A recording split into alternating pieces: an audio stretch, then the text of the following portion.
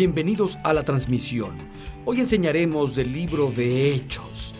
El título del mensaje es Dos corazones ardientes. Si sientes que tu vida espiritual es muy monótona o estás de capa caída, si parece que no sucede nada, escucha. Tal vez solo necesitas prender fuego a tu corazón. Vamos a ver dos corazones ardientes.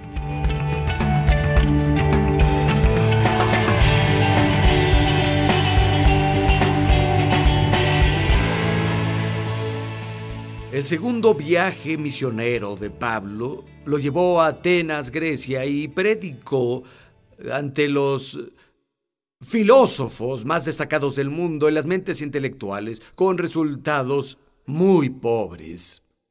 Cuando el capítulo 18 comienza, deja Atenas y va a la ciudad de Corinto. Verso 1 de Hechos 18. Después de esto, Pablo se marchó de Atenas y fue a Corinto. Ahí se encontró con el judío Aquila, natural de Ponto, y con su esposa Priscila. Ellos habían llegado de Italia porque Claudio había mandado que todos los judíos salieran de Roma. Pablo fue a verlos y se quedó a trabajar ahí, pues hacía tiendas de campaña, igual que ellos. Todos los sábados discutía en la sinagoga, persuadiendo a los judíos y a los griegos. En ese entonces Aquila y Priscila no eran creyentes todavía. Pablo se unió a ellos porque eran judíos y porque tenían un oficio similar. Ellos fabricaban tiendas. Es la primera vez que el evangelio llega a la ciudad de Corinto, y no hay registro de que el evangelio hubiera llegado a Roma o a Ponto, de donde era Aquila, aunque es posible que fueran salvados, porque el día de Pentecostés, en Hechos 2, la Escritura declara que había hombres de Ponto y de Roma ahí, y oyeron a Pedro predicar el mensaje del día de Pentecostés, y es posible que creyeran y llevaran el evangelio a sus respectivas naciones y ciudades, y Aquila y Priscila podían haberlo oído, pero no es probable. Pablo se quedó con ellos, hizo tiendas. Alguien podría decir, ¿no se supone que iba a predicar? ¿Por qué trabajó en eso? Tal vez porque necesitaba el dinero. Y se puso a hacer tiendas. Eran otros tiempos, y dice en 2 de Tesalonicenses 3 que trabajó particularmente para dar el ejemplo a los creyentes. Y dice, hay algunos que andan en el desorden, no trabajan. Mi consejo es que si no trabajan, que no coman. Sigue mi ejemplo, trabaja con tus manos para que tengas algo, no solo para ti, sino para que te quede algo que dar. Pero en este punto en Corinto, ese no era el caso. Estaba trabajando, haciendo tiendas. Todos los rabís tenían un oficio y el suyo era fabricar tiendas.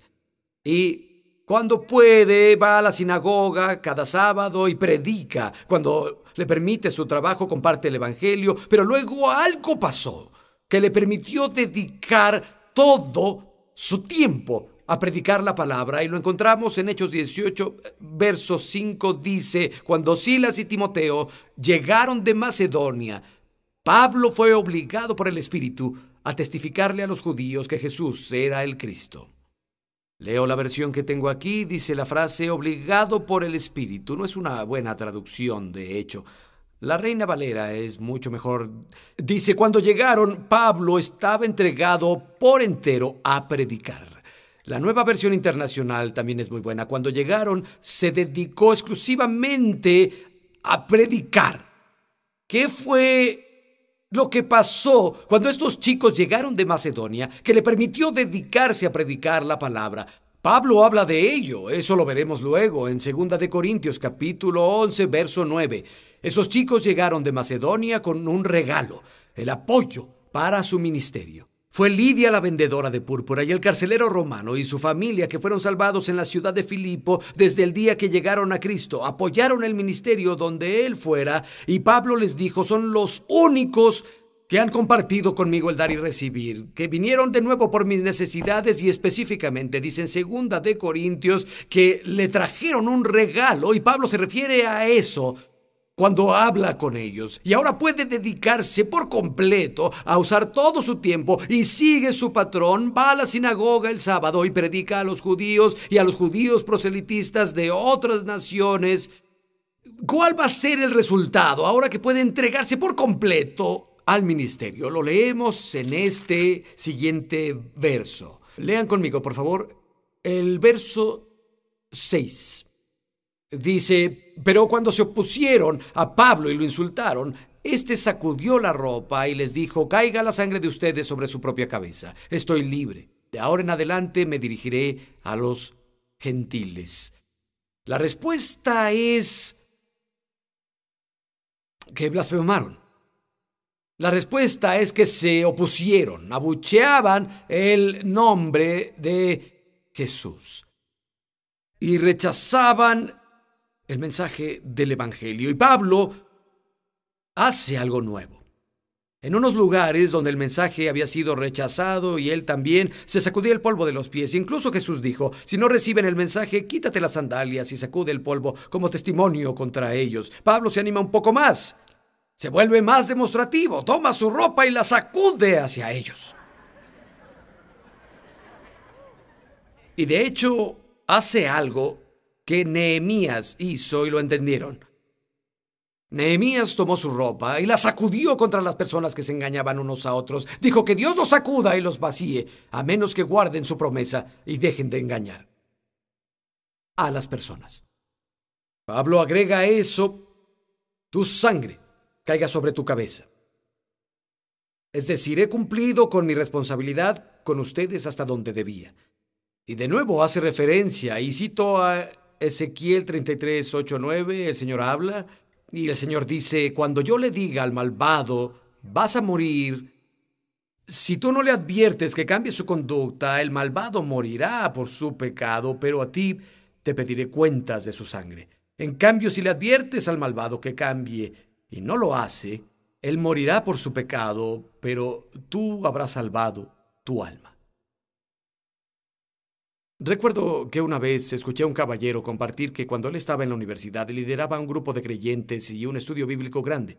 Y había un chico raro y drogado en el campus que ellos evitaban confrontar. Y una mañana Dios puso en su corazón que hablara con el chico drogado. Y no lo hizo. Dijo: todo el día Dios me pidió que hablara con él y desobedecí. Incluso él pasó caminando frente a mí y no le hablé. Dios continuó insistiendo y no lo hice. Y esa noche, ese joven se quitó la vida. Estaba devastado y tenían su gran reunión de creyentes esa noche, el estudio bíblico, y dijo: confieso mi pecado a todos. Dios me pidió todo el día que hablara con el joven que se quitó la vida hoy y desobedecí. Incluso lo vi y no hablé con él. Alguien más bajó la cabeza y comenzó a llorar. Y dijo: Dios me habló todo el día también y desobedecí. Y la siguiente persona dijo: Dios me habló y desobedecí. Y una persona incluso dijo: Dios me dio la visión del joven hoy y desobedecí. Resulta que todas las personas del grupo de creyentes habían oído al Espíritu Santo pedirles que hablara con el joven y ninguno de ellos obedeció. Si Dios te dice que le hables a una persona, háblale. No dudes. He compartido esta historia antes. Fue hace muchos años. Mi esposa y yo estábamos con un sastre local. Llevé a arreglar un saco y el sastre era una figura imponente, muy alto y de estos que hablan muy fuerte. Y fuimos un día y estaba ahí fumando un gran puro en su sastrería. La ropa iba a oler a humo y a él no le importaba. Pero fumaba su puro y estaba maldiciendo frente a mi esposa y era así de grande, con una voz fuerte, y fumaba puro. Le di el saco, quería salir de ahí. Cuando salí sentí que el Espíritu Santo me dijo: vuelve y habla con su alma. Y no lo hice. Seguí al auto, abrí la puerta de Janet. Ella entró, cerré la puerta y sentí que el Espíritu Santo me hablaba por segunda vez. Entra ahí y habla sobre su alma. Di la vuelta, abrí mi puerta y antes de entrar tuve la impresión: entra y habla con su alma. Desobedecí. Entré al auto, conduje y conforme avanzaba la carga se desvaneció y lo olvidé por completo. Hasta el día siguiente. Recibí una llamada. ¿Vélez, oíste lo que pasó con el sastre esta mañana? No, ¿qué pasó? Entró a su sastrería, abrió a las 8 a.m. y cayó muerto de un ataque cardíaco. Y fui a casa, me puse de rodillas y literalmente vi la sangre de ese hombre corriendo por mis dedos y dije: Dios, lo siento tanto. Y le prometí a Dios ese día que si volvía a tener la menor impresión de hablar con alguien sobre el Señor, le hablaría sobre su alma y no dudaría, no desobedecería. Tal vez Dios encontró a alguien más obediente que yo antes de que ese sastre se fuera a la eternidad. No lo sé, nunca lo sabré, hasta que llegue al cielo. Es una oportunidad que se pierde para siempre. Pablo dice, escucha, después de compartir el evangelio con ellos, si no son limpiados por la sangre de Jesús, su propia sangre estará sobre su cabeza, y de ahora en adelante iré a los gentiles. Me pregunto cuánto tiempo desperdició intentando ministrar a los antagonistas y a los desinteresados, mientras los que en verdad tenían hambre continuaban esperando sin recibir ningún ministerio.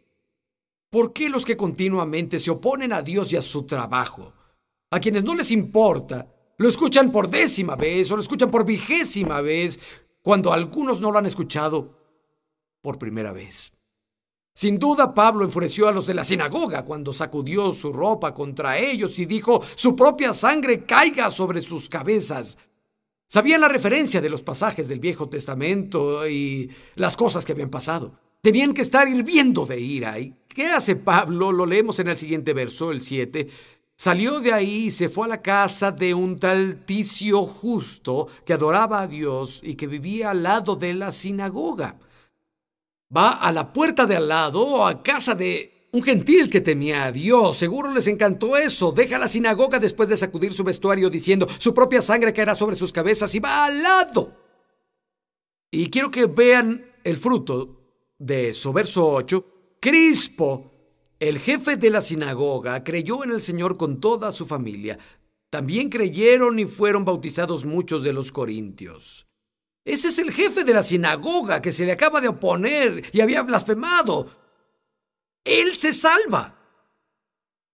¿No es impresionante? Creo que no quería ser sacudido por Dios.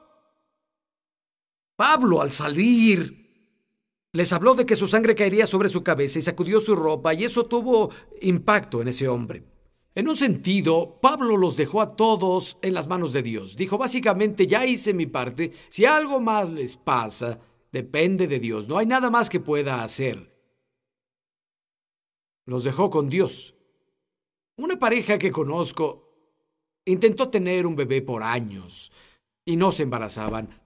Oré por ellos, oré con ellos, otros oraron por ellos, ayunaron, fueron con los doctores, se hicieron todo tipo de pruebas y no había nada médicamente mal, no había razón médica para no tener hijos y ella no podía concebir. Estaban tan frustrados, finalmente dijeron, Dios, ponemos esto en tus manos, no hay nada más que podamos hacer, oramos, ayunamos, hemos tomado la ruta médica, lo ponemos en tus manos y comenzaron a buscar una adopción. De inmediato se embarazó. Es que a veces nos aferramos mucho a algunas cosas para que Dios intervenga.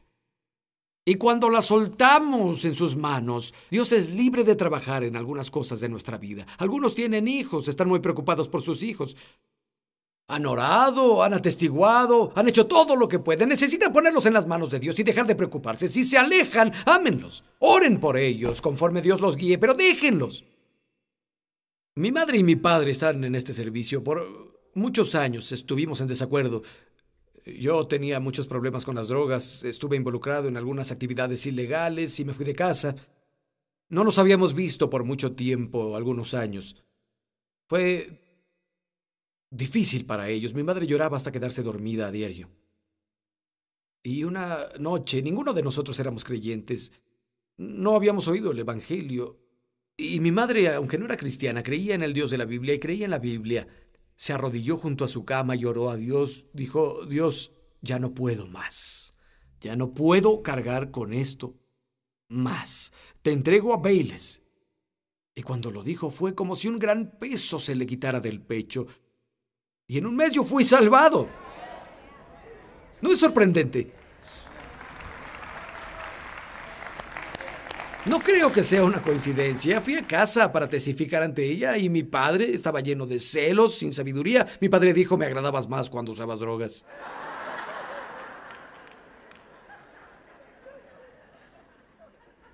Ustedes tienen otros retos en sus vidas, sus finanzas, su futuro. Algunos solo necesitan poner las cosas en las manos de Dios, como Pablo. Dios, ya no sé qué más hacer. He hecho todo lo posible. Dios, está en tus manos. Ya no me voy a preocupar. Te lo dejo a ti. Eso pareció detonar las bendiciones.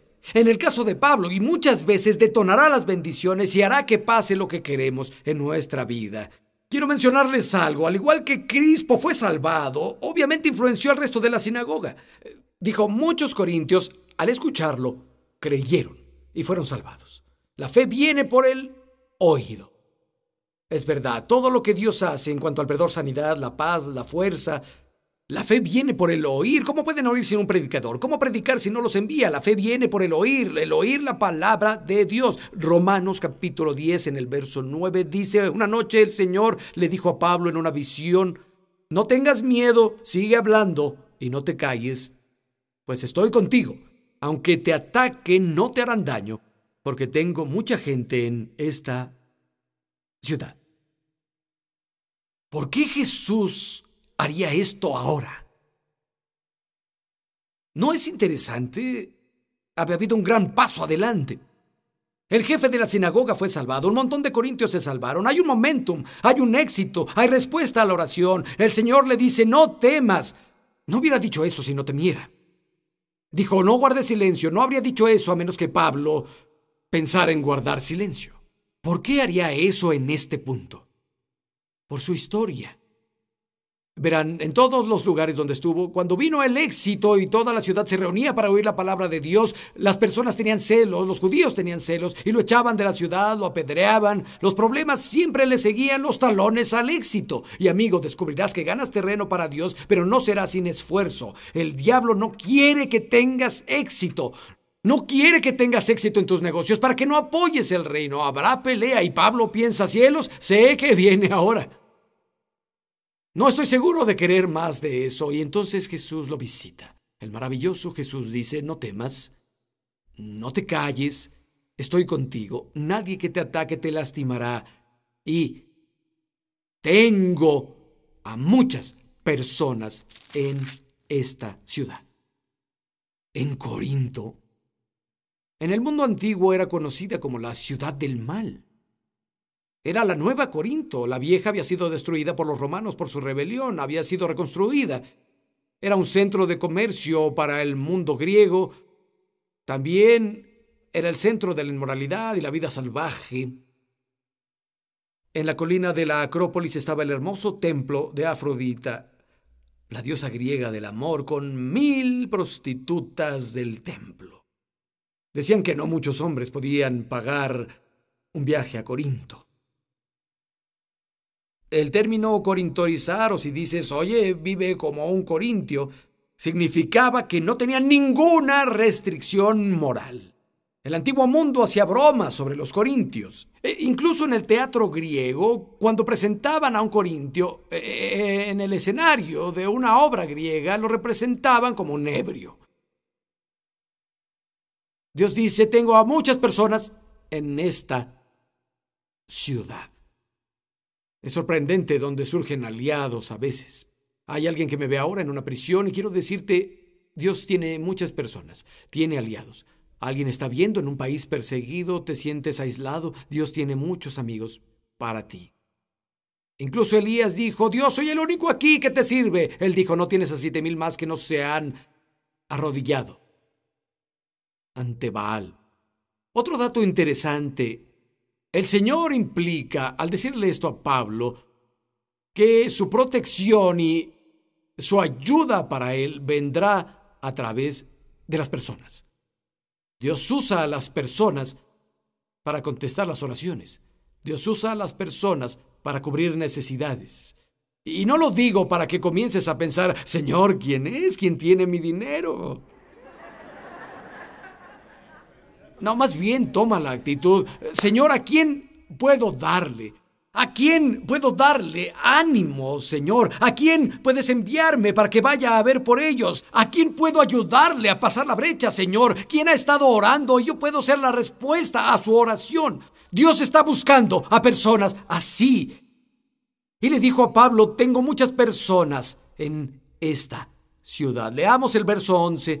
Así que Pablo se quedó ahí 1 año y medio enseñando entre el pueblo la palabra de Dios, mientras Galión era gobernador de Acaya. Los judíos aún atacaron a Pablo y lo condujeron al tribunal, diciendo: Él persuade a los hombres a adorar a Dios con nuestra ley. Espero en Dios que digan eso de nosotros. Estos chicos persuaden a las personas a adorar a Dios. Son los que han puesto el mundo boca arriba. De hecho, bajo la ley romana, el judaísmo era una religión protegida. Y mientras el cristianismo fuera visto como una extensión del judaísmo, una rama del judaísmo, una secta del judaísmo, estaba protegido también. Y de hecho, el cristianismo no está separado del judaísmo, es la rama que creció del tronco. Jesús es el Mesías judío, igual que el Salvador del mundo. Pero estos judíos intentan hacer que Galión juzgara a la cristiandad como algo separado del judaísmo y como algo contra la ley romana. Leamos el verso 14. Pablo ya iba a hablar cuando Galión les dijo: si hablaran sobre algún delito o algún crimen grave, sería razonable que los escuchara. Pero como se trata de cuestiones de palabras, de nombres y de su propia ley, arréglense entre ustedes. No quiero ser juez de tales cosas. Mandó que los expulsaran del tribunal. Se abalanzaron sobre Sóstenes, el jefe de la sinagoga, y lo golpearon delante del tribunal, pero Galión no le dio ninguna importancia al asunto. Galión, de hecho, era uno de esos que Dios tenía en la ciudad. No era creyente, era pagano, y Dios lo usó de forma poderosa. Puedo decirte que muchas veces Dios ha usado a pecadores con poder para bendecir mi vida. No solo usa a los santos, sino que usa a otros para cumplir sus propósitos. Y esto es mucho más importante de lo que imaginas, porque el resultado fue una importante regla legal que haría mucho más difícil que las comunidades judías llevaran a los creyentes a la corte.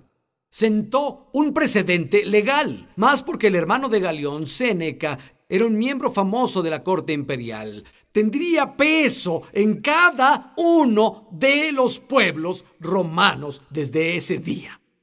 Un precedente legal fantástico que ayudaría a los creyentes de todo el mundo antiguo. Ven conmigo al verso 17, por favor.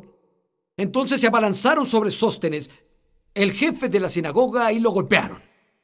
Ahora, Crispo había sido jefe de la sinagoga y lo echaron después de que fue salvado, y consiguieron un nuevo jefe en la sinagoga, Sóstenes. Y lo que le pasó a él es lo que quería que le pasara a Pablo. Quería que Pablo fuera golpeado, y él fue golpeado, amigo. Mejor ten cuidado. La Escritura dice: el que lance la piedra le será lanzada a él. El que cabe un pozo va a caer ahí. A Amán lo colgaron en la horca que había hecho para Mardoqueo. No te engañes, nadie puede burlar a Dios. Lo que el hombre siembra, eso cosecha, bueno o malo. Sóstenes quería que eso le pasara a Pablo y le pasó a él. Y parece que la paliza le hizo bien. Porque leemos en la 1 Corintios capítulo 1, verso 1, Pablo, llamado apóstol de Cristo por la voluntad de Dios, y Sóstenes, nuestro hermano. Parece que el segundo jefe de la sinagoga fue salvado también. Se volvió un hermano en Cristo. Pasaron cosas buenas en Corinto. Lean conmigo, en el verso 18 dice: Pablo permaneció en Corinto algún tiempo. Después se despidió de los hermanos y se fue a Siria acompañado de Priscila y Aquila. Parece que ya son salvados. No creo que puedas trabajar haciendo tiendas o lo que sea con Pablo y no ser salvado. Estuvieron con él, le cortaron el cabello en Cencreas por un voto nazareno o un voto de acción de gracias, se rasuró. Verso 19. Al llegar a Éfeso, los dejó ahí y entró a la sinagoga, donde razonó con los judíos. Estos le pidieron que se quedara más tiempo con ellos. Él no accedió, pero al despertarse les prometió: debo asistir a un festín en Jerusalén, pero volveré con la voluntad de Dios. Y zarpó de Éfeso. Cuando desembarcó en Cesarea, subió a saludar a la iglesia y luego fue a Antioquía. Dijo: volveré con la voluntad de Dios. No iba a planear su vida sin consultar con Dios. Y parece que necesitaba ir a Jerusalén. Debo asistir a un festín en Jerusalén. Creo que esperaba una recepción cálida por todo lo que Dios estaba haciendo con él en el mundo gentil, pero puedes leer entre líneas y creo que tuvo una recepción muy fría.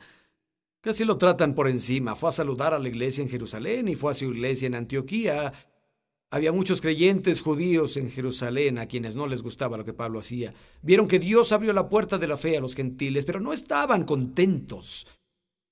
Parece que no recibió la recepción cálida en Jerusalén que esperaba y debió volver a Antioquía. Y el siguiente verso nos habla sobre su tercer viaje misionero, verso 23. Después de pasar algún tiempo ahí, se fue a visitar una por una las congregaciones de Galicia y Frigia, animando a todos los discípulos. Este ministerio era tan importante como evangelizarlos. Salió a evangelizarlos y estableció las iglesias y a varios creyentes, y ahora vuelve y fortalece a los que creyeron a través de la fe. Y sabes qué, cuando llegas a Cristo necesitas ser fortalecido. Es lo que intento hacer hoy, fortalecerlos con la palabra, dar fuerza espiritual a su corazón. Es tan válido como un ministerio para alcanzar a los perdidos. Pablo los ganó para Cristo y luego volvió y los fortaleció a través de la palabra de Dios y a través del ánimo.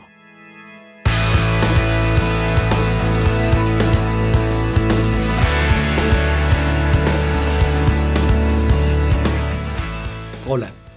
Hoy tengo en mi corazón una oración rápida y sé que alguien que me esté viendo en verdad está luchando en su vida.